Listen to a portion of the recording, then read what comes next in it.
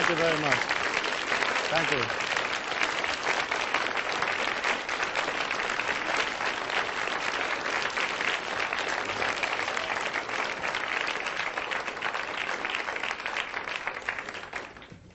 Well, hello and welcome. Today we'll be doing our Mastery of Money seminar. And what we'll be doing is basically looking at esoteric concepts to allow you to get the money that you want in life. Not necessarily to become millionaires or to become very, very wealthy, but to have enough money to go through the physical plane, to buy those experiences that you need for yourself and for your loved ones, and to feel a sense of it all just coming to you naturally as an outpouring of the love and the creativity that you put out, rather than this whole concept of like working hard and struggling and forcing the whole thing to come about for you. Basically speaking, the way that I handle esoteric money is I teach people to raise their energy. I teach you to become more life force, more power. And then when you do that, people will be pulled to you. People will show up. They're going to crawl over the walls and under the doors, and they're going to lower themselves in through the ceiling, and they will be there. And when they show up, what you have to do is bill them. You have to have a way of billing these people so that you can basically make money. And that means being organized, having a product or a service or something that you can give to these people when they show up in your life. For you to raise your energy and have all these people show up and then you haven't got a way of working it with them, you won't have the abundance, you won't have the creativity, and you won't have an energy pattern that will go all the way. And basically, some of you are going to need lots of money. You're going to need loads and loads of the stuff in order for you to buy those experiences and to create the changes that you hope for yourself. When you look at the physical plane, you can understand that it isn't designed for people to be rich. If we divided all the wealth up in the world among all of the people, okay, in fact, everybody would be millionaires. But the system is so designed that a few people have the wealth, and the rest of the people do not have the wealth. And because it is designed like that, and because it's come down from thousands and thousands of years, the common man has to put in a certain amount of transcendent energy to pull himself or herself out of a system that isn't designed to assist you. I mean, imagine if you could go to work and in 1 week you could earn, let's say, $2 million. And you think, oh, Friday, I think I'll retire from here on out. The system isn't designed like that. The way that the system is designed is that if you work really, really hard, it will spit out just enough cash to keep you just above what I call the revolution level. You know, where you're not out in the street tearing the system apart, but they've fed you just enough to keep you going so that you don't blow away the system.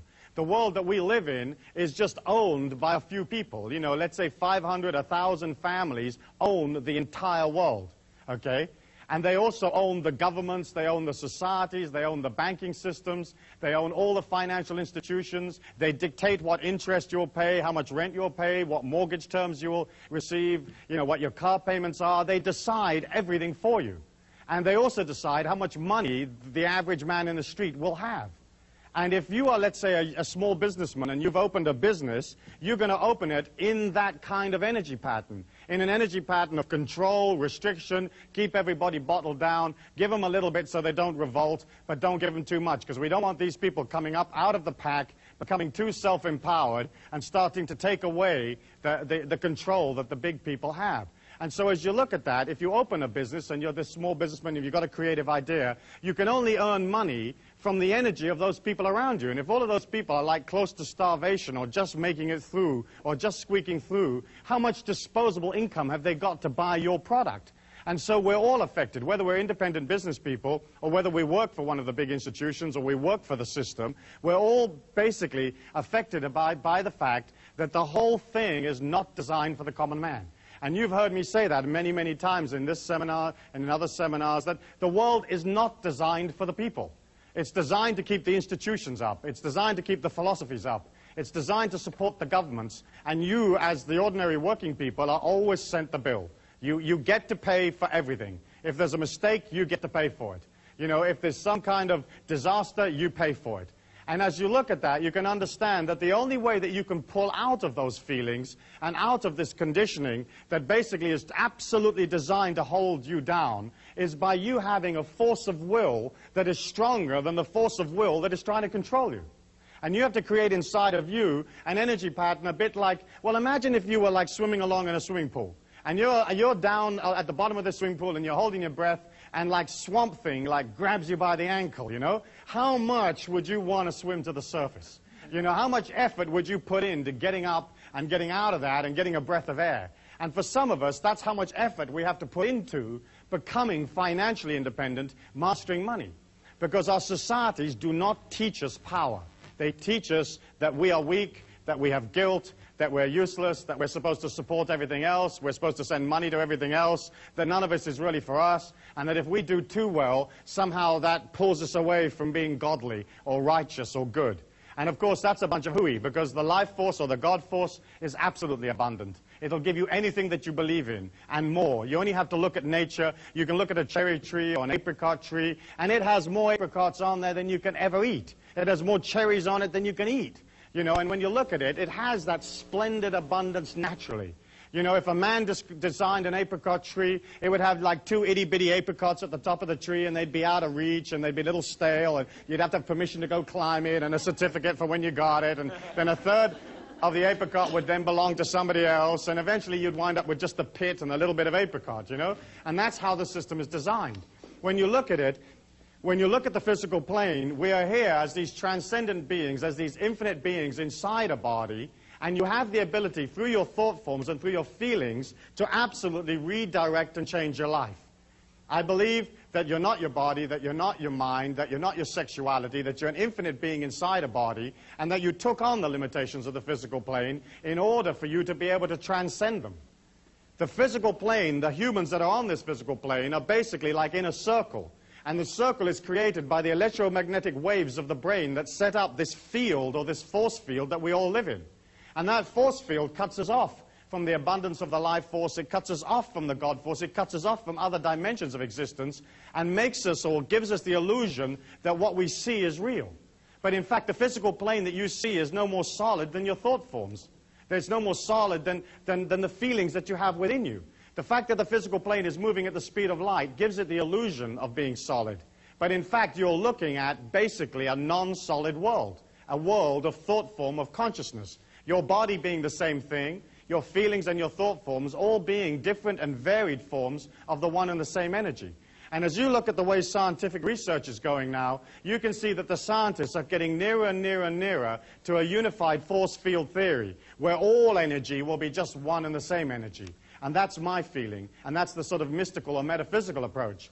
I believe that as an individual, you can be in this circle of activity that describes the physical plane, and you can scratch and you can hollow and you can thump and scream and rip people off and compete with them and shove and push, and you can become wealthy. You can drag yourself out of the programming, out of the circumstances. But my way is, I feel, more fluid and simpler, and that's basically to work upon your intentions, to work upon your concentration, and to move into a pattern that allows wealth to come to you naturally. Because the other system, where you're sort of scratching and biting to get money, it's almost like your wealth means somebody else's poverty. Where my way is, you can become wealthy and then allow everybody else through your wealth to become even richer. It's not like there's any limit to how much is out there. And it's not like there's any limit to how much money you can have. There are millions and millions of dollars every day that are lost and left lying around, and people die and they just leave it in little sort of carrier bags someplace.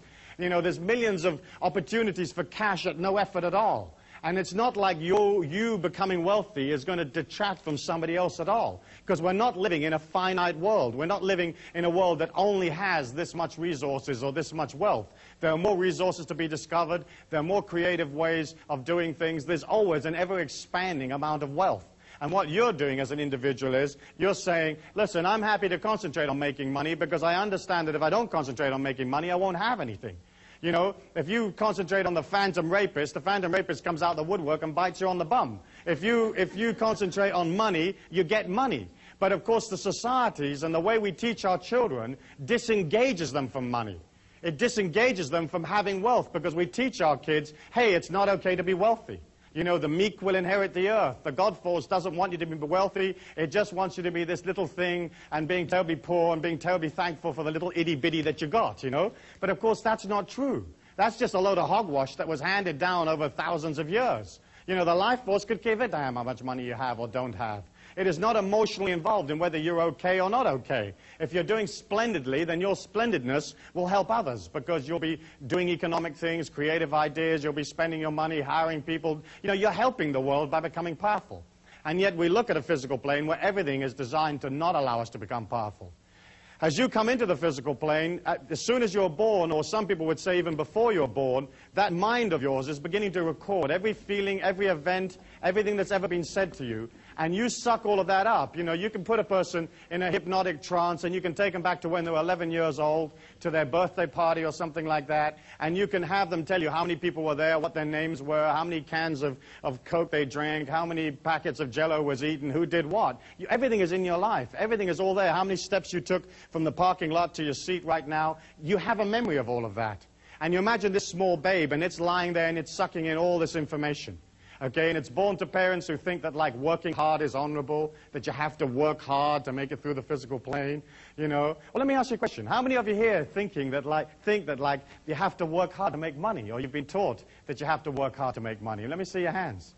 Okay. You see, they sold you that. They sold you that. The people that run this circle of activity, okay, sold you that because they wanted you to work for them. You know, they wanted you to work hard for them. Okay? And so basically speaking, we buy into that working hard is honorable, or working hard is how you make money. Making money has nothing to do with working hard. It's nothing to do with effort or struggle. It's mostly a matter of being balanced and organized. And as you begin to center on your creativity, people show up that want to be a part of that creativity, want to be a part of that action. They feel your security, your strength, and they sign up for it, and they pay you for it. So it's a simple transference of energy. You transfer them an idea, and they transfer you another idea called money. As you look at that, you understand that, like this small child inside this body, it begins to suck in all of these belief patterns, and it has no volition of, you know, as to what is going to go in there. You know, whatever goes in there is whatever goes in there. So if the mum and dad are fighting over the rent, that's in your subconscious mind. You know, if your mother's into sort of saving and clipping little coupons, and there's a big stack of them in the kitchen, again, that's in your mind. Save coupons. There isn't going to be enough to eat. You know, reserve this. You know, eat the leftovers. You know, do this and do that. And I'm not saying you've got to waste stuff as you go through the physical plane, because I don't really agree with that either. But we take on whatever our mum and dad or our father and our mother thought. And of course, so many of our fathers and mothers came out of a generation when there was a depression, when there was a great amount of difficulty, and so they're not able to express a more transcendent, more fluid understanding of money. Today we live in the largest and most fast-moving capitalist society in the world, and there's millions, there's billions that are moving around at any one given moment. And yet here is this mind that takes on all this sort of stitch in time saved 9, and a penny saved is a penny earned. And we take on that mentality, and then we wonder when, as we go out into the physical plane as young adults or as teenagers, or we go out into the workforce, we begin to resonate that into the life force. And the life force, or the energy, that the force field that we're in, reflects back to us exactly what we believe, exactly what we put out there, and it gives us back struggle. It gives us back, there's not enough. It gives us back, you know, work for no wages, save your money in case something dreadful happens, do this and defend that, and you know, and if people don't like this or don't like that, sue them for the money or go chase them for the money. But you know, there isn't enough, and that whole energy of like there not being enough and there isn't going to be enough for you to get through is sold to you as a way of disenfranchising and controlling you. Inside this circle, everybody believes life to be real. And the circle is created, as I said, by this electromagnetic energy that leaves your body, which I believe is created by the oscillation of the brain waves. And so as we look in this physical plane, we're looking at a physical plane that deals totally with manipulation, totally with restriction, and totally making sure that you don't come out of the pack. Okay? As you're going through the physical plane, you're taking in everything that you hear, everything that you feel, everything that's ever said to you, and you're also taking in all the rest of the energy. You're taking in energy subliminally. You're taking energy in below your threshold of consciousness that you are not even aware that you're taking it in. And we know from the subliminal tapes that we sell through our catalogs and so on, that the mind has an ability to hear affirmations that are placed 40 decibels below regular earshot. And so we have a track of music that rides up and down, you know, getting louder and softer. And underneath this track of music is a loop tape that runs these very powerful affirmations that are designed to create behavioral change. And as that loop rides up and down with the music, it stays 40 decibels at all times below the music, below the earshot. And we know from our research and the research that's been done in various universities in the United States that the inner mind hears that and accepts it. And yet think of you, you know, you're going through life, and how many sounds and how many feelings and how many opinions are you a part of that are very debilitating, that are very weakening, that you may not have chosen, but that became a part of your mind, you know? Like you'd be at the supermarket, and like somebody in two lines or two aisles further over to the right might sort of pick up a can of beans and go, oh, look at the price of those beans, the world's falling apart, bong. And that would enter your mind if it was 40 decibels below your regular earshot. So you're a product of not only what society has told you you can't have, not only what your parents told you couldn't have, but you're also a product of all the thoughts and feelings of the people around you. You can't sit next to somebody in an audience like this and not pick up whatever they are. Their feelings are booming out, and they're pervading your feelings, okay? And if you want to change your seat in the break, feel free, you know? But basically speaking, you're it. If a person touches you, there's an energy transfer. If they look at you, there's an energy transfer. And so can you imagine this young being that's coming into the physical plane, who doesn't have necessarily any experience of how to do it, and being debilitated with all of this stuff, and then going out, putting that energy into the universal law, and getting back exactly what they put in, and they put in for struggle and difficulty and hard work and lack and not enough, and the universal law gives them back that stuff, and then they can say, you see, life's really hard, okay? And each one of us came out of that same product. So for you to get out of that energy pattern, you have to push against it. You have to literally force yourself to allow yourself to be in control of the money that you make and to master the money. And the mastery of money for me is, as I said, not necessarily becoming very, very wealthy, but being in control so you spend less than you earn, and you earn enough to buy yourself all the experiences that you're ever going to want on the physical plane. When you think about it, you create a creativity, you create a product or an idea, it's energy, it comes from consciousness. Then you take it out to the people, they respond to it positively, and they give you money, which again is energy. Money is neither good nor bad. You know, the folk that said that money is the root of all evil, or the love of money is the root of all evil, they just didn't have any. Because you've got to have money to get through the physical plane. You know, you've got to have it. And of course what happened was that we were taught that somehow money and spirituality didn't mix. And yet when you meet a person that is truly spiritual, they'll have a lot of energy, and so automatically they'll have a lot of money. In the olden days, let's say in 500 BC or something like that, it was fine for a person to withdraw and to go up in the mountain and sit under the banyan tree or whatever they wanted to sit under, and to pull away from the commerce of things and to contemplate upon, you know, the light of God or whatever it is they wanted to do. But you weren't born there. Or if you were, you know, right now you're here. You're in commerce, you're in travel, you're in making things happen. It's a totally different society. And I feel you could transcend by pulling out and sitting up on a mountaintop. But once you had the power, you would have to come back down into the physical plane and do something with it. And so the philosophies that came out of poverty and seeing it as beautiful and seeing it as righteous came out of a time when there wasn't anything to do. You know, Buddha couldn't turn on the video and watch a couple of videos and play his CD player. He only had sitting under the tree. You know, sitting under the Bodhi tree was the only game in town. So that's what he did, you know. But we're not in that time. We're action-oriented, we've got things to do, there's people you've got to meet, there's things you've got to build and create, there's children that have to be brought up and developed into strong and powerful human beings, and that's what we're looking for. We're looking for individuals that are prepared to push against the system without confronting it. Because the system will never look after you. You know, it's not designed to. And if you look at the history of man, all the governments have let all the people down all of the time, you know?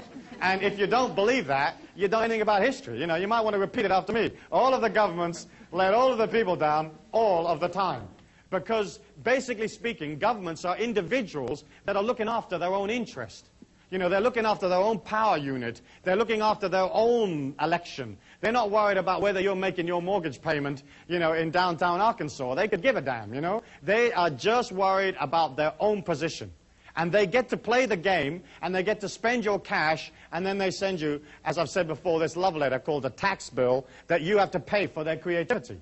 They don't actually create any wealth for themselves. The wealth of the nation is the individual man, the individual female, the working people of the country. We create the wealth, and they just get to play with it. You know, and the way they play with it is they get to spend it pretty much any way they like. They get to bill you anytime they want to bill you, and if they run out, they just print some more. And so we're looking at a situation where the whole of the circle, the whole of the people that control this circle, the families that run the world, they have a control of the money. And money to the common man is life force. It's God force to a guy that doesn't have a spiritual quest, a person that doesn't have a quest or doesn't have a belief in any kind of higher transcendence. Those people that are purely in the physical plane, money is their God force. And once these people got control of the money, they could control the life force for the world. And then they could control the destiny of the world. And there's none of you here that haven't been controlled by the big families that run the world. Because they decide everything, from the price you pay for a shirt to how much you pay to go to the movies. Everything is decided, and the whole system is designed not for you not to come out of the pack. And as long as you remember that, now you can push against it, and you can say, gosh, that's dreadful, you know, that's awful. Why have they designed it like that? They designed it because they're into control. They're into making sure that none of us ever get out. Okay, and you can push and you can rant and rave and you can have your little placard and you can go down to D.C. and stand there in front of the White House and it won't do anything for you. The only way you can win your freedom is to have enough cash to pull out, okay, and to disengage somewhat from the feelings of the world, from the emotions of the world, so it isn't controlling you. Okay, and that to me I think is incredibly important because you've been sold this bill of goods that says you can't have it, and then the whole thing is designed, and if any of you do too well, they take the money back from you. All the money you have is basically on rental. You don't have any wealth of your own. I mean, look, for example, in property taxes, okay? They take, let's say, 1% or 1.5% of that property from you every year, okay? And governments go on for hundreds of years, so they can wait to get the house back from you. But they take, let's say, 1% a year. In one generation, they've got a quarter of your house. They didn't do anything for it. They never paid you. I mean, nothing happened. They just took a quarter of your house back. In 2 generations, they got half the house. In 4 generations, they'll own all of the real estate of the country. And that's how property taxes work. You know, so you think they've got your interest at heart? No, they just chip in a little bit of your income back, and they time it or they place it so that it's like this creeping thing that you're never really quite aware of. You know, and then suddenly you think, my goodness me, I've given 9% of my house back to these people. Why did I do that? You know, well, you did it because they passed a law saying you had to do it, and you don't have options. I believe in obeying the laws, but I also believe that you can design your life to take maximum fluidity within the law. You know, within the tax structure, within all of the things that you are allowed to do, that the people that control this circle allow you a certain amount of modicum of like elbow room, and then you use that in order to become powerful. And so, as you look at that, you can see that for you to become powerful, to have enough money, you have to begin, first of all, to look at what's stopping you getting money. You know, what are these feelings inside of me that don't allow me to be wealthy? Because for you to be wealthy and to become wealthy and to have people show up and they want to share their wealth with you, because there's only one place that you can get money, and that's from the other people in the physical plane. Because we're the only people that believe in that stuff, okay? You can't get it from any place else other than the other mugs in the game with us. And so we have this energy that's absolutely neutral, and you have to create an energy from within yourself and then get these people to come along and give you the cash. To do that, you have to look at, hey, what do I really feel? You know, what do I really feel about money? And when you look at how we deal with money, you can see that, like, for example, you may have had feelings. I know I certainly did. I remember thinking that if I became too successful financially, somehow it would pull me out of the society that I lived in. You know? Like, if I do too well, I might have to leave this ghetto, you know, that kind of feeling, you know? Or if I do too well, all my friends won't like me anymore. You know, or if I do too well, it may not be as loving or as strong as God might want for me, you know, because I bought into the fact that God wanted me to be poor, you know. And so as you look at that, you can see that, like, we have hundreds of these limitations. I mean, thousands of them. You know, stitch in time saves 9. You know, there's one. You know, what does that mean, for goodness sake, you know? If the thing tears, chuck it away and buy another one. What are you doing all the stitching for? I mean, who's got time to do stitching and stuff, you know? Oh, stitch. You know, I mean, you get another. It's as simple as that. But we buy that. We buy, for example, things like women are no good at figures, you know, like they're no good at mathematics. That means that somehow or other they're not going to make so much money. And, of course, women are just as good as anybody else with mathematics. You only need an $8 calculator. You can work it up to $10 billion, you know. And I do a lot of business with females, and we travel all over the world, and we use a lot of feminine talent in various areas, and they know how to charge, and, you know, they know how to make it work. I mean, it's simple. It's like, well, here's $1,000, lady, and here's $20,000. Which would you like to have, you know? I mean, it's obvious. You don't have to be brilliant to figure that one out. And so, you know, we buy that stuff. We buy that stuff. We buy, like, getting inside the little circle, getting in the corporation, and taking what they eke out for us, you know? There are other types of limitations that deal with, like, religious beliefs, you know, where if you're not, you know, you're not holy if you're rich, or that kind of thing. And then, of course, we have all the limitations that deal with, well, if I do too well, you know, nobody will like me. If I do too well, it'll be such a responsibility looking after all this cash. You know, how the heck am I going to figure out what to do with all of this money? You know, if I do too well, you know, it will cause me problems. I'll have all these responsibilities. I'll have to defend it and so on. And we buy that stuff. philosophical limitations about your relationship to money. You know, spiritual limitations of one kind or another, sexual limitations. You know, maybe if you're a minority, you may feel that in this society you don't have the ability to do as well as the people that are in the majority, like as if the God force of the money knows what the color of your skin is, you know, and thinks, oh, I'm going to give this guy a hard time because he's different or something like that. And as you look at that, you can see that all of the people out there in a society or in a circle that is not designed for them to do well with anyway, and all of the belief patterns they've got and all of the limitations, you can see that, like, you can understand why the people aren't rich. You know, why they never make any cash. Let me ask you for one or two of, like, those standard limitations that we're all a part of, those limitations that are so much a part of our culture. Perhaps you might like to kind of wander around and pick up a few for me. Great. Stuart, there's one my mum always used to say, you've got to save for a rainy day. Absolutely. And if you save for a rainy day, of course it rains, you know, it has to. Because that energy of putting in the negativity pulls to you the rainy day. You know, the very fact that you believe you're going to be a part of a disaster means the disaster will happen. And if you put a whole bunch of dry food in a hole in the ground, you know, because of that energy of defending yourself, you mount 2 machine guns on the roof, you put your granny there defending the house, defending the street, then what happens is that energy pulls to you the disaster because of the negativity that you're putting out. And if you put this dry food in the ground, something will happen, and this moose will come along and it'll do itself on its food, on your food, and there goes your stash, or there goes your stock. You know, let me ask you for some others. If you have any money, don't tell anybody. Yeah, if you have any money, don't tell anybody, because some reason or other that's going to either make them angry or jealous, or they're going to come around and try to take it from you. Of course, that's a load of nonsense. If you're wealthy, you just feel wealthy. I think you don't want to be brash about your wealth and sort of showy or too showy, but you got to spend it. There's absolutely no point in having money if you don't get rid of it. The whole point of it is to keep it moving and keep it flowing. Money, of course, is like manure. If you pile it all up in one place, it stinks. If you spread it around, it makes things grow. Right?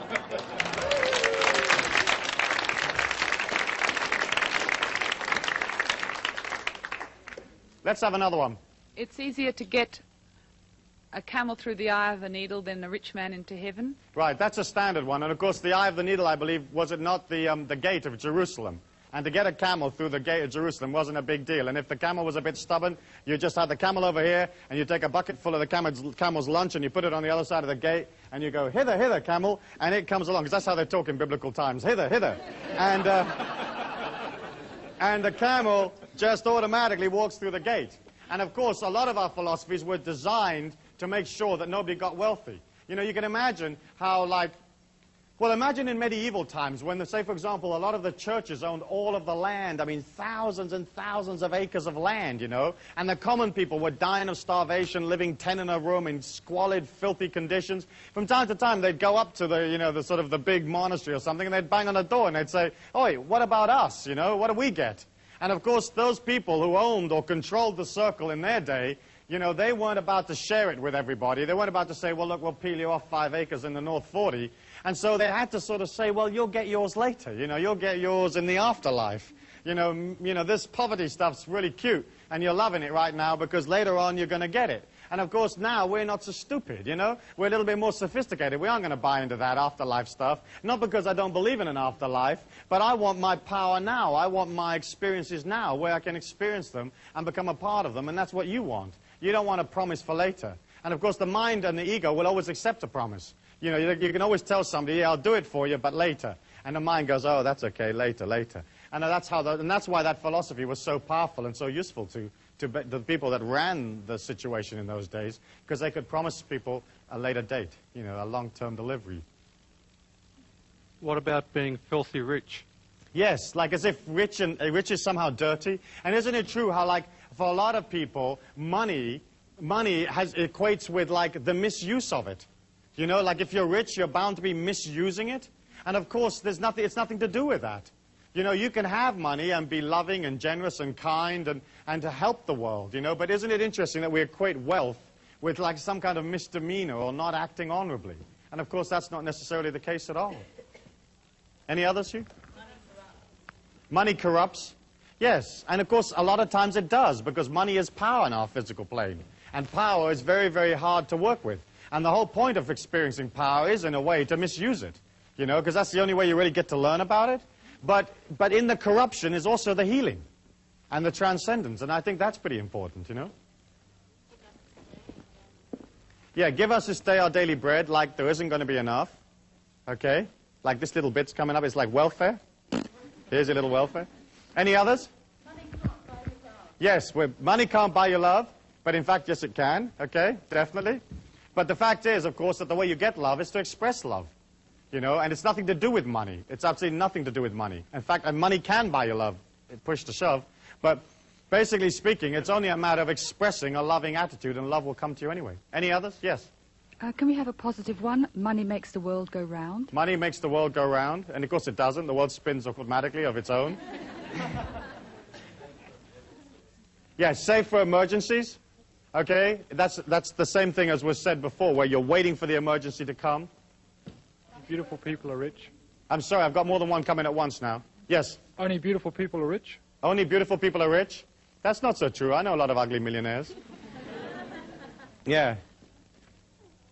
But you see how all of that stuff became so important, you know, and all of that stuff became a part of our culture and a part of the way that we treat money. And of course, what you have to do now is to begin to resonate a powerful intention for your whole trip about money. Because when a person permeates that negativity or that weakness inside of you, because it is already there in your mind, there has to be an acceptance. You know, you have to accept that. If you're standing next to somebody in a supermarket and they're projecting lack, if you have lack inside your mind, you actually enhance or increase the lack that you have. Okay? The only way you can come out of power is to not have it in your mind, or to have this forward projection of energy, this expanding energy that feels, yes I can, yes I will, I have it all around me, this is a flowing situation, and there's no problem with the amount of money that's going to come to me in my life. When you resonate your feelings, they change moment by moment as to what you feel about yourself. If you feel negative, you begin to create inside of you a feeling that pulls energy to it in a kind of imploding or coming in parabola of energy or curve of energy. And negativity has a way of resonating, so it sucks other feelings towards it. So if you're negative, you'll pull to you somebody else that is equally negative. If you're negative, you'll pull to yourself energy patterns that are disastrous or tend to fall about. And at the top of the curve, you know, it's just little niggly things that go wrong. You know, the car won't start, and this happens, and the handle comes off the bathroom door, that kind of stuff. But then bit by bit, as you begin to resonate the negativity after a long period of time, then suddenly the whole energy pattern begins to break up around you, and the whole thing drops on your head and collapses on top of you. You know, whether it's a financial collapse, or whether it's a collapse of your physical body, or collapse of a relationship or some situation, it's because through the negativity, you pull that to you. And by pulling it to you, you suck from the physical plane, and you suck only those parts that are congruent to you. If you imagine yourself walking along in this bubble of energy, okay, all of life is coming at you at the speed of light. And it's coming at you upside down, okay, at the speed of light. And you have all of these possibilities coming at you at any one given moment, okay? And you will pull from those feelings that are the same as your feelings, that are congruent with your feelings. So all the goodness in the world is coming at you, and all the evil's coming at you. And then you can pick up whatever you want. And so you kind of filter through your own feelings those experiences that are exactly the same as what you feel. And so as you maintain and establish a negative energy pattern, or a pattern of limitation or lack, it begins to pull in on you, and it pulls from the physical plane all of those things that are exactly the same. The only way to defend yourself against that, the only way to really develop a power inside of yourself, is for you to begin to pull out of you this transcendent, infinite, abundant feeling from within you. When you express positively, it creates an outgoing or exploding curve of energy. It's like this outgoing feeling. Not only is it warm, is it fresh, is it loving, but it inspires people because it's pure life force. It's pure confidence. And it's not like sort of confidence that you wear on your sleeve, which is real sort of pushy type of confidence, but it's basically confidence of feeling everything's okay. And as you resonate that energy outwards, the more and more power that you put out into the world, the more you allow that infinity and that abundance to come from your feelings, the less the negativity of the other people pulls you down. Because you cannot walk in a crowd of people, say in a supermarket or in a shopping mall, without having all of those people affect you. And you've all experienced it, where you've got out of a car and you've walked into a mall and you've only walked like maybe 100 yards or 200 yards and you bought like a can of something and you walk back to your car and you're absolutely exhausted. You know, have you had that experience? Right. And it's because what happens is as you walk through that mall, your feelings are resonating around you and everybody else is literally taking a bit of that energy from you. Every time they have eye contact with you, every time they touch you, every time they pass you, a part of you leaves with them. Unless you're resonating this everlasting supply from within yourself and resonating it powerfully and strongly. Then what happens is you get into the habit of holding your energy, holding that power to yourself. And it's the same way, again, with money. If you feel confident about it, it begins to be there. It's like natural. But you can't come from like way down here in a state of, let's say, limitation and poverty to something up here where you're walking with or a part of absolute abundance. You know, if you resonate poor feelings, you have to stay poor because universal law's got to reflect that. And so the name of the game as you begin to master money is one, allow yourself the patience to go beyond the old stuff, the old garbage, and two, begin to resonate in your feelings the abundance that you're a part of. And here you have to be very, very careful because a lot of people begin to think, oh yeah, all I've got to do is act abundant, act powerfully, act transcendent, you know, buy a lot of stuff, buy a lot of fancy clothes, and abundance will come to me. In fact, what you've got to do is you've got to begin to see abundance in those things that you actually have. Okay? It's not a matter of like going out and spending a lot of money on French clothes or something and then being in debt because that very fact that you're in a debt is going to pull you backwards. It's more like saying, okay, around me I have this and I see beauty and abundance in it.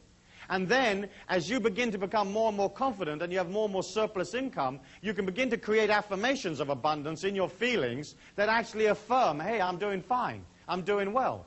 And so, yes, go out and buy a good suit. Go out and buy a fine dress, a fine pair of shoes, whatever it is, you know, and have one, but have one of the very, very best quality.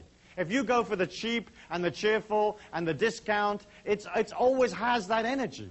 You know, a discount, say, vacuum cleaner has a discount vacuum cleaner's energy. And I remember my wife once buying this vacuum cleaner. It was at a used machinery shop, you know, one of those places where they sell used appliances. And she was all proud of herself because she'd got this thing for $15. And she wheels in this vacuum cleaner, and it looked like a $15 vacuum cleaner, you know. In fact, to me, it looked like she'd been ripped off at $15. And she plugs it in, and there's this limp little bag hanging on the back of this thing, you know. I mean, it's just holding on for grim death. And I said to her, don't you think that bag is supposed to be like full of air and abundant and pleased with itself? And she says, yeah, you know, I think you're right. And she was vacuum cleaning this room, and the vacuum cleaner made a decent kind of noise, but you could see that nothing was coming up off the carpet, you know. As it went over dust and pieces of paper, they just jumped up and then went back down again. And I thought, this is not a real effective way of vacuum cleaning the carpets. And then as she was wheeling this stupid thing around, the wheel came off. And as it came off, it created this sort of very, very sort of gentle curve as it went around the carpet and sort of came into this semicircle around the other side of the room. And of course, as the wheel went around the room, it did pick up a little bit of dust on the wheel, you know, that was natural. And I looked at it, I thought, oh, this is how this vacuum cleaner works, right? It fires little wheels that pick up microscopic bits of dust. You know, if you buy something at a discount, if you buy the cheap and cheerful, that's the only energy you'll ever have. You know, and you can go in there and you can see this vacuum cleaner and it looks neat and it's made underwater by Brazilian convicts and it only costs $9 and you'll say, I take it, and it has that energy. And so I would say to you, like, if your life is in control and if you're beginning to master money and beginning to feel that you will always have money, then you can begin to spend on those things that are important for you, and I would always go for the very best. I would just have less of them. You know, if you've only got one suit, at least have one decent suit and look good in that. So at least when you go for the interview, you come out of an energy of like, you know, I feel abundant, I act abundant.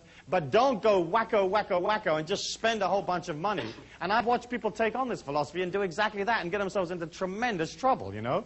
As you begin to create those feelings inside of yourself, it has to permeate your entire life. You can't have, like, let's say, one nice dress and then buy a $1.99 pair of shoes, you know, plasticky ones. And you can pretty much always tell people buy their shoes, because only people that have got money spend money on shoes, you know, that buy decent shoes. So you'll get somebody that's wearing this incredible dress, and then they're wearing these pair of shoes, and they're like this little plasticky pair of shoes. And you can suss it out. I mean, you can say, oh, my gosh, look at that. You know, if somebody comes in for an interview and they're beautifully dressed and they're wearing a decent pair of shoes, you know that that person, you know, feels good about themselves, feels strong. And of course, how much money you make is exceptionally intimately linked to how good you feel about yourself. Because it's a function of the ego to devise a system for its own survival. It's a function of the ego to try to win acceptance from the people. It wants you to love it. You know, you want people to come up to you and love you. And so what happens is, as we go out into the marketplace, we have a tendency to sort of charge less or not charge anything at all, just to win people's acceptance. And that's the same thing about being sucked into what people think about us. You know, if you're not sucked into what people think about you, you just go about your life, what they think about you is their problem, not your problem, then you can begin to charge what you like for your services. And if you're coming out of energy, and you're coming out of love, and you're coming out of transcendence, you're basically selling a higher ideal, and there isn't any limit to what you can charge. But so often, you'll do an incredible job for somebody, and they'll come up to you and they'll say, "How much do I owe you?" And you'll say, "No, you know, I don't need any money, you know." I mean, how many of you have done that, you know? I mean, I watch your heads nodding, you know, "Yeah, no, I don't want that." And what you're sort of saying is, "Please love me. You know, if I do this for absolutely nothing, will you love me, you know?" Or you've said, "Yeah, you know, okay, but it should normally be $100 and just give me 20 or just give me $10 and that'll be enough." And it's a way of like not feeling confident about yourself. When you give something, when you sell something to somebody, when you give them a service, when you do something for them in a commercial act, you're loving them. You're helping them. You're assisting them, you know?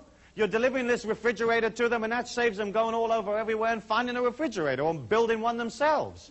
You know, when you transfer goods and services to people, it's a way of loving them. And so if you love them, why wouldn't you have them love you back by giving you their money? You know, if you come out of energy and you come out of dedication and you come out of service, there isn't any limit to how much you can charge, within reason. And I don't believe in rip-off, or I don't believe in overcharging, but I certainly don't believe in undercharging. You know, and so many of you don't charge enough. You don't charge enough for your labor. You don't charge enough for your products, because it comes out of like that self-image that says, "Oh gosh, I'm not really worthy for all of this, so I really shouldn't be charging that, or they're not going to love me if I don't charge, you know, if I charge so much." But in fact, when you can see the transactions that you're involved in life as energy, then you're not involved in the emotions of how much things cost. It's a fact of the commercial world that the more quality you put into something, the more you can charge. And at the top end of the scale, you know, you can charge anything you want. And so you're looking at trying to put energy, trying to put yourself into your commercial endeavors, whatever they might be. I mean, so often you'll go into a business, you'll go into a hotel, you'll go someplace, and the whole energy of the place is bland. You know, nobody's in it. Nobody cares. It's institutionalized. It's like press a button and this thing comes out, and you don't feel good about parting with your money. But when you're with a person that's enthusiastic, they're happy, they put their heart and soul into the product, you don't mind. You feel the life force, you feel the God force, and that inspires you. And so it almost feels like you're transferring money to another part of yourself. You know, if the other person is sort of demanding, or they don't have any energy in it, or they're institutional, there's a sense of loss. You think, "Oh gosh, I've paid for this room, but I don't know if I really liked it," you know. It's very much a matter of putting yourself into your life, into your commercial life. And that's important. When you can subjugate your ego and put that underneath the ego of your customers or the people that are pulled to your life, then you have the ability to serve them. And that doesn't mean that you're going to lose any sense of identity inside yourself, because you're not. But you're going to come out of loving people by serving them. And serving them is like looking them in the eye and finding out what they want. You've got to remember that you're dealing with a person who's maybe scared or lonely, or their body aches, or they have a need, or they need friendship or company, or whatever they've come up for. Because what they've showed up for in your life may not necessarily be the product. You know, it may be some totally different reason. They've come around for healing of one kind or another. And if you can put yourself underneath them, then what happens is they feel your support. And there isn't a person out there that doesn't want to be supported, that doesn't want to feel more secure, because the name of the game out there is basically feeling insecure, feeling scared, feeling fearful about the fact that you don't necessarily control life. And so there you are. You're this confident, smiling, heroic being, and you get up underneath the person and you come out of service. I'll never forget an incident that happened to me in Washington, D.C., where I was going into a seminar. And there was a young waiter there, and he just happened to come up to me and said, in the hotel, he said, "What is the secret of tips?" And I said to him, "The secret of tips is to get underneath the customers, you know, to get underneath and really serve them." And he said, "Well, what do you mean by that?" And I said, "What I mean is that for the time it takes you to serve this person and to be with them, you'll subjugate your ego for their needs absolutely. And so rather than coming out of like thought forms of, oh gosh, when does this shift end? And look at this guy, I really don't like the way he's dressed. And oh goodness me, he's asked me for some more peanuts. And oh goodness me, I'm rushing about. What you're doing is you're coming out of, how can I help you, sir? What can I do for you? You know, would you like ice? Would you like lemon? What would you like? You know, would you like it on this side of the glass or that side of the glass? You know, would you like another pillow, another cushion? What can I get for your lady wife? What would she like? You know, there isn't anything while you're in my care that I won't do for you, you know. You want me to take your canary for a walk while you're having a drink? No problems, you know. And I left this young waiter with this information about coming out of loving them and serving them. And I went off and did my seminar, and when I came back from the seminar, he came up to me and he says, this is totally fantastic. He said, I've never had a day like this ever in all the time that I've been a waiter here in this hotel. And the previous record for tips in one shift for me was $42. And in this particular shift, I earned $160 in tips for the very first time. So this young man had quadrupled his tips by just serving. And isn't it true, as you go out there, you'll find mediocre restaurants, mediocre hotels, mediocre airlines, mediocre everything. You know, you walk in the door and they can't even be bothered with you. They're not organized. They're not interested in what you want. You know, and you get this feeling of like, hey, I'm not a customer, I'm not a person. And you don't buy, or you limit the amount you will buy. And you don't feel this expansion and this power inside of you. And so as each of you begin to look in terms of like developing a way of becoming independently wealthy or developing some kind of creativity so that it gives you more wealth, all you really have to do is serve. And serve is energy.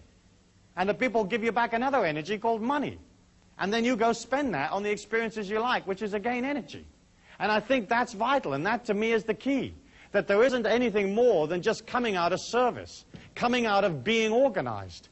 You know, and being organized is a simple thing. You just get organized. You get, hey, what do I need to make this business work? You know, what are my customers going to want? And when you can subjugate your ego and put yourself in the mind of the customers, in the mind of the people that are going to come to you, then it isn't a problem to figure out what they're going to want. They're going to want to be comfortable. They're going to want to do it quickly or reasonably quickly, whatever it is. They're going to want it to work. They're going to want to be able to have value for money. They may want more than one way of paying for it. But basically speaking, what do they want? And then if you begin to concentrate on making it clean and fresh and beautiful, people respond. And isn't it true that as you go out in the physical plane, most of it isn't clean, isn't fresh, doesn't work?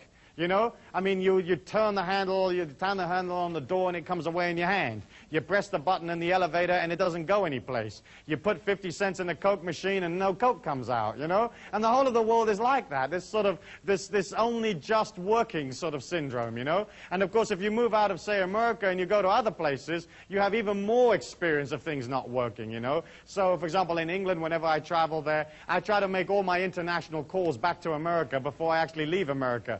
Because trying to get an international operator on the English telephone system, forget it. You can grow old. You know, you can grow old. I've only met one or two people that ever actually got through, you know. And as you look at that, you can see how, like, so much of it doesn't work and so much of it isn't there to help you. Why is this money mastery thing so important to you? The reason it is because we're living at a critical time in the financial history of the world today. We're looking at a banking system here today in the United States where the liquidity of these banks is on average only 6%. In the era going up to 1929, the liquidity of the average American bank fell from like 20% to 12%. And that really, really concerned people. Today, our average American bank has a liquidity of just 6%, which means that 94% or 94 cents of your dollar is no longer in that bank. And the money, that 94 cents that isn't any longer there, has been lent out to all sorts of folk that may or may not give it back. After the oil crisis in the 70s, and in the war in the Middle East, the sheer amount of money that poured into the American banking system in the big financial houses of Europe and so on, that money came pouring in, the greatest transfer of wealth in the history of mankind, and the banks had to lend it out. When a bank takes your money, when it takes your deposit, that's a liability for the bank. The minute they can give it to somebody, lend it to somebody, it becomes an asset in their books. And so there's a tremendous propensity for the banks to kind of get rid of this stuff. It's almost like this hot potato that they're trying to shove onto the next guy. And so when the oil prices went up, you know, in the 70s, these banks went out and they kind of gave the money to everybody, you know. They just dolloped it out and said, hey, you need some cash, take it. And all of the countries out there of the third world and the lesser developed countries and so on, they took that money and they spent it. And they spent it like crazy on all sorts of projects that may or may not have assisted the infrastructure of those countries. And now we're looking at a situation where it's tremendously difficult to get the money back from those countries. You know, America gave money to every nation in the world. I mean, just gave it. It gives it to its enemies. It gives it to its friends. Albania is the only country that America hasn't given any money to. And the only reason they haven't given any to Albania is because they can't find it. If they could find Albania, they'd give them some. You know, and so all of this money's gone out, and you can watch these third world countries struggling trying to get it back. Mexico is an excellent example where they have a debt of up around close to $100 billion. And they get about $7 or $8 billion a year in oil revenues. So you can see that if they're only paying, let's say, 7 or 8% interest on their money, they need all of their oil revenues every year, forever and ever, in order just to service that debt. And what happened was that when oil fell recently, you know, tumbled down from its peak of $30, $35 a barrel, we got into a situation where the American people were literally wiring money down to Mexico so it could wire it back to the bank so that nobody would default. It's like you're getting billed as a common man, you're getting billed for something that's nothing to do with you. We have a situation where, for example, corporate debt in this country is at 50% of its total assets. And a lot of the assets that the corporation have are in the form of paper and notes and bonds that they're holding of other corporations. So the 50% that you think they've got, some of that may be real money and it may not be real money. The government has basically continued to print money like crazy in order to try to keep the system up. After 1946, all the major trading nations agreed to come off the gold standard, which meant that all of a sudden money didn't have to be real anymore, because in the olden days, a dollar bill was a receipt for some gold someplace. And in theory, you could walk up and you could say, hey, you know, I want my gold, you know, or I want to look at my dollar bill, or whatever it is you do when you go around the bank. But basically speaking, once all these countries came off the gold standard, there wasn't any limit to how much money the governments could create. And here in America, since 1980, the government has expanded the money supply 300%. But the country's only grown like 25 to 30% in that period of time. And so when you have a situation that the people that control all of the activity inside the circle can literally print money, you can see how there's a lot of money out there that really doesn't have any value at all. It's just a matter of everybody believing in it. And the banking system, everybody's got to believe in it. And that's why the common man never gets any of the information. They only get little bits of the information, because if anybody actually told you what was actually going on, you'd freak out and you'd go get your money back. As you look at that, you can see that like personal debt has expanded to the point where like the average person owes like 1.5 years' wages. You know, corporate debt is 50% of assets. The governments are running trillions of dollars worth of deficits. The trade figures are incredibly imbalanced, where it's costing billions and billions of dollars every month, you know, more than they're actually taking in. And you can see that all of this is creating a strain on the financial resources, not only of America, but all of the trading nations of the world. As you see that, you can either say, well, that's great, I'm sure it'll all be all right, I'm sure it'll all be fine, or you can say to yourself, wait a minute, there's something going on here. I'm not in the possession of the facts. I can't fix what's happening in the third world. I can't fix, say, for example, that there are a record amount of, say, bank failures in the country right now, higher than even in that period prior to the Depression or the collapse of 1929. I can't fix that. I can't fix the business failures. I can't fix all of these scams that are going down with these various junk bonds and so on. All I can do is get in control of my own situation. If there's ever a liquidity crisis in the world, and it looks like eventually there's bound to be, because we just can't carry on inventing money and spending prolifically, if there is ever a liquidity crisis, cash will become king. You know, you'll become God if you've got cash in hand. You'll be able to go out and you'll be able to buy things for cash. Recently, near my hometown of Taos, they sold off a whole bunch of houses that had been repossessed from mortgage defaulters. And they put up 241 houses for sale all in one day. And the FHA got a whole bunch of people in for this auction to get rid of these houses, because obviously they didn't want the houses. And the houses sold off in that morning. And the cheapest house sold for $400. And the most expensive house that got sold off that day was only $21,000. And you can't build a family home for $21,000. So you can see that if there's ever a cash crunch or there's ever a difficulty, if you have cash and you're liquid, you'll be in a position whereby you'll be able to go buy things that you've always wanted at half the price, a quarter of the price. You'll be in a situation of being empowered. You know, and you can pop out one day and you can spend 10 grand and you come home at night and your husband says to you, what you've been doing? You say, I've been shopping. I've got this entire street. You know, I got it from the 7-Eleven right up to the traffic light, the stop sign, you know. And I had enough money in my pocket to take a limo home. You see, and some of you have saved all your life for that stuff. You're going to come into a period of time where that cash is going to be king. And the way to achieve that cash is obviously you've got to spend less than you earn. You have to have fiscal discipline. And fiscal discipline is looking at what you earn and beginning to de-escalate the debt that you have. Getting into the mastery of money is basically spending less than you earn and beginning to develop a certain amount of liquidity. Now you may say to me, Stu, well, how do I pay off my debts and develop liquidity? The fact is that as you pay the debts, your whole energy begins to calm down, you feel less out of control, and the opportunities that you need to make money will find you. But again, you have to be organized, you have to be centered, you have to know what it is you want, and you have to begin to go for it. And if you can't go for what it is you want in life just yet because you're stuck in some job here, just maintaining everything, then at least you can begin to play that fake it till you make it energy. You can begin to move towards it. You know, like if you're pumping gas in a gas station and you want to be a film director, well, you begin to resonate an intention for that. And you go to film school in the evenings and you buy books on film directing and you watch films and maybe you join an amateur filmmaking club, but you're moving towards your goal. So often people find themselves like down here and they hope that they can pull their energy up to up here and they never make it.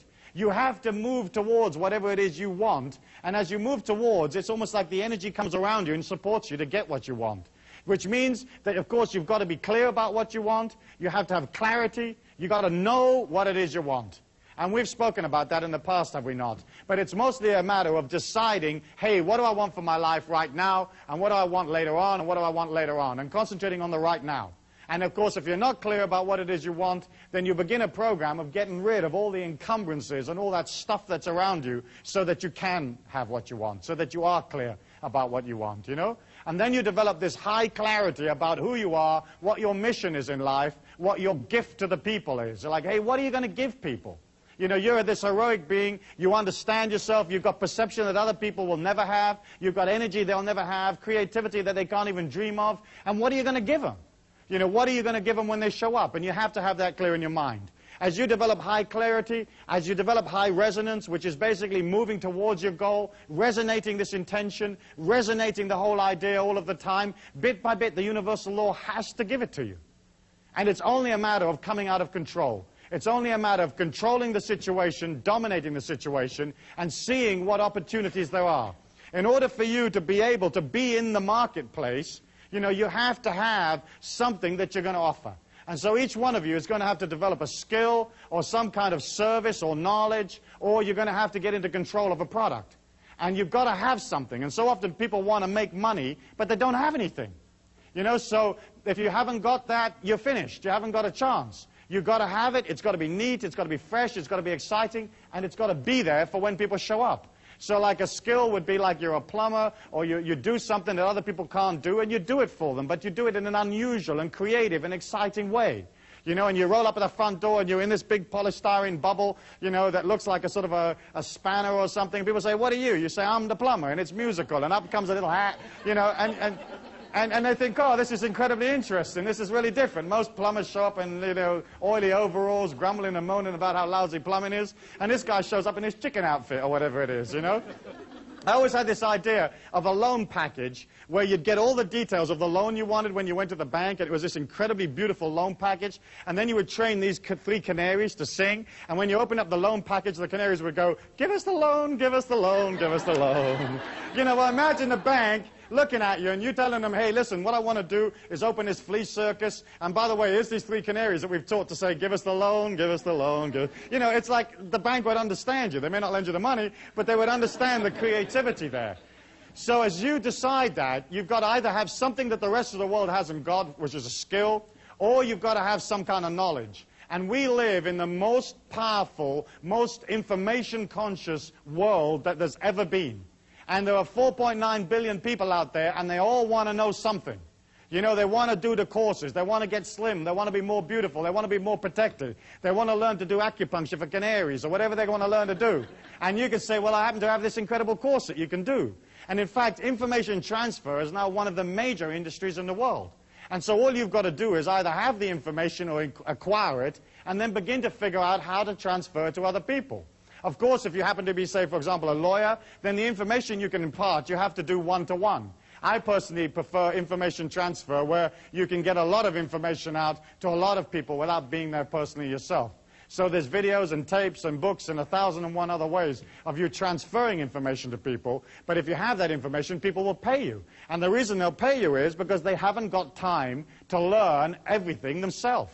They haven't got time to do it all themselves. They want you to come along and tell them, hey, how's it done? So you've got the possibility of a skill, you've got the possibility of a service or knowledge, or you've got a possibility of a product. And of course the product is by far and away the easiest way of making money usually, because there isn't usually any limit to how many products you can manufacture, ship, and get paid for.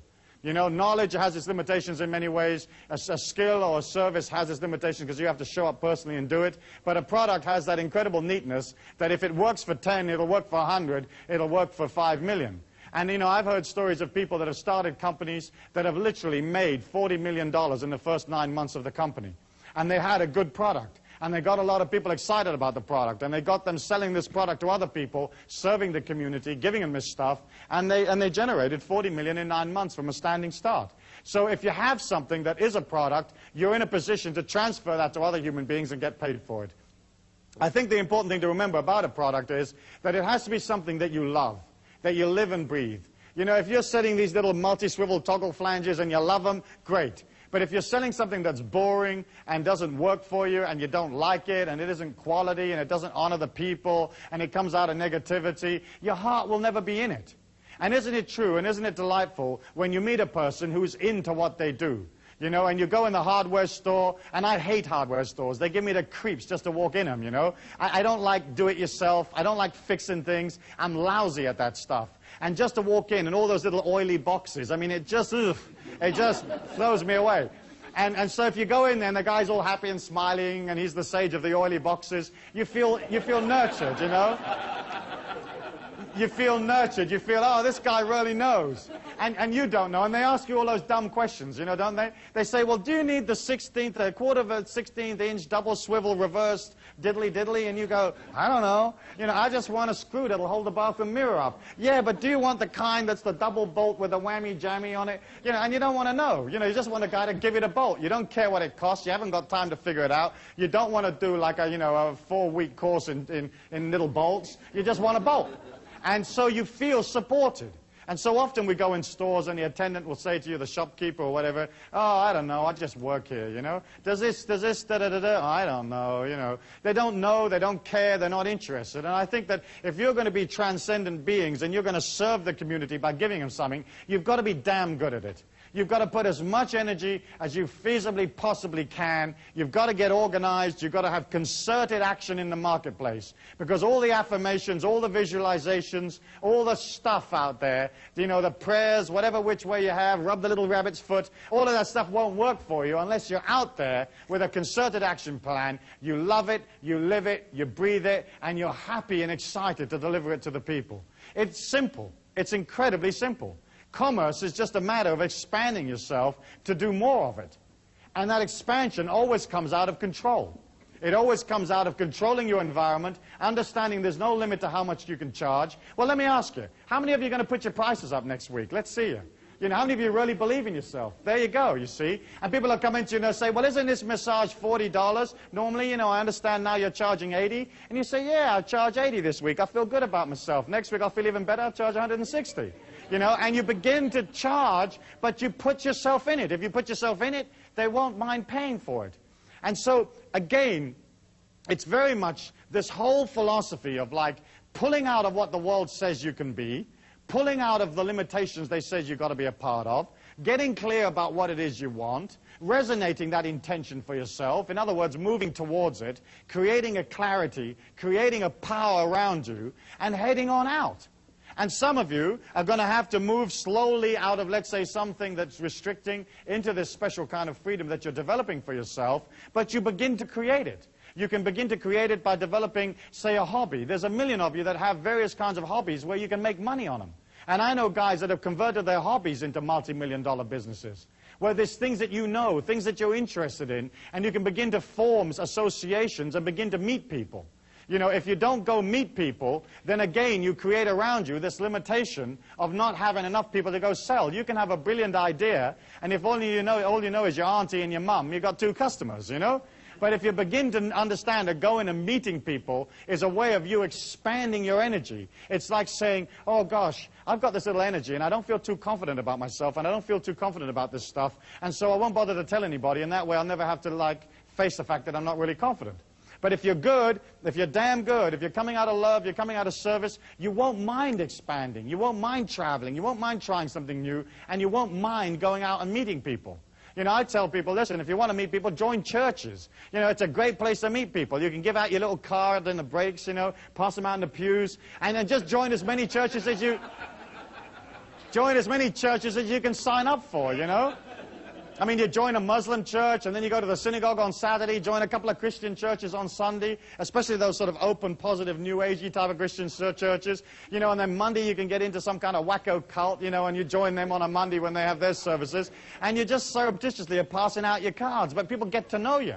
Because I've watched people develop ideas that were really cute, that were really neat, and go out into the marketplace and have an initial burst of activity and then fizzle out. You know, and then suddenly they're despondent and they're upset and they feel that their creativity isn't any good, and they wind up going back to what they used to do because they didn't have the force or the courage to push through to like meeting people, talking to people, being with people. When you get to the point where you talk to 100,000 people a year, you've got a chance with your idea. When you get to where you talk to 1 million, you've got a real chance. When you get up to like 5 million, then you're really cooking, you know. When you get up to 50 million, forget it. You know, you'll have so much money, you'll have to move out of the house and get a bigger one. Because it's people that are going to give you the cash. And it's you feeling confident about yourself and going up to these people, presenting them with the idea and knowing that they're going to love it. And the reason they're going to love it is because you designed it for them. You designed it for the people. You didn't design it for yourself. You didn't design it for you know, to look cute. You designed it for the people. So you'll come up with the only bath that has faucets that work with your feet. You know, and there you go, and you suddenly say, I've had this incredible idea. For 2,000 years, they've always had these baths with these little wacko, little cross-shaped faucets that you can't work with your feet. Now we've got the foot bath, and here's the handles, and here's where you put your toe, and this is how you make it go hotter and colder. And everybody will love you. They'll say, she invented the bath faucet. She made it something, because you don't have to do anything really different. You know, you don't have to come up with some incredible laser-operated sandwich-making machine. All you've got to do is come up with something slightly different. You know, and you've heard me talk about the pizza parlor, where, like, you can be one pizza parlor in an entire society of pizza parlors, where there's 17 in the street. But you could still make that pizza parlor so interesting that everybody's breaking their neck to come, you know? And there you are, you've got your pizza parlor, and you've dug this big hole in the middle of it, and you've got, let's say, like a 20-foot drop and some alligators in there, you know? And then you build this rickety little bridge from the front door of the pizza parlor to where the cash register is, where people order, you know? And you make this bridge so that it kind of wobbles a bit. You know, and people say, well, isn't it dangerous? And you say, yeah, we lose a few, but they're hungry. When they get on the other side of this bridge, these people want the pizza, you know? They want that stuff. And the alligators, is folk drive from miles around to see these alligators. And then we're going to put a waterfall off the roof. And they're going to get a little wet coming in. But once they're in here, they've got to stay for half an hour to dry themselves out. So we'll be in this street, we'll have this waterfall off the front of the pizza, we'll have this big hole with some alligators in it, little rickety bridge, and the people will feel excited. They'll feel a sense of achievement of making it across, you know, especially the older ones, you know. And they'll feel good about it, and they buy pizza. And that's all you got to do, and a pizza could be totally revolting. But they're going to buy it. In fact, if you're coming out of transcendent, you're coming out of heroic, you love yourself, you're going to put everything you can in that damn pizza. And you're going to make that thing wonderful. And so what you're looking at here is you're not looking at like developing some incredible plan or going to some business school necessarily. You're just looking at a shift in consciousness, a shift in dedication, understanding it's fine for you to be wealthy, understanding that you're infinite and there's no limit to how much wealth you can create for yourself. Okay? You're going to get clear about what it is you want. You're going to resonate that intention. You're going to play fake it till you make it. Whether you got it or not, you're going to move towards it no matter what. You're not going to let yourself get out of control and start spending a whole bunch of money you haven't got, okay? You're going to allow yourself that power and that energy at all times, moving towards it, clear, resonating it, having it, being original, and more than anything else, you're going to love yourself by charging enough, okay, by giving yourself time, having patience, and you're going to love the people that are pulled to you by serving them. And if you can come out of that love and that caring for people, putting your ego aside for their needs, your life and your business and your families will be swamped. You'll be swamped. You won't be able to handle the amount of people that show up. And as that happens, you'll have a way of billing them because you'll be organized and you will develop wealth. And suddenly you move out of struggle into a natural understanding and a natural flow. And that's how it was always meant to be. Life was only ever meant to be this gentle walk through a valley on a sunny day. It was never meant to be this incredible struggle, this incredible effort. And each one of you has that as a heritage, and each one of you can put that into your life right here and now, today. Thank you very much. Thank you.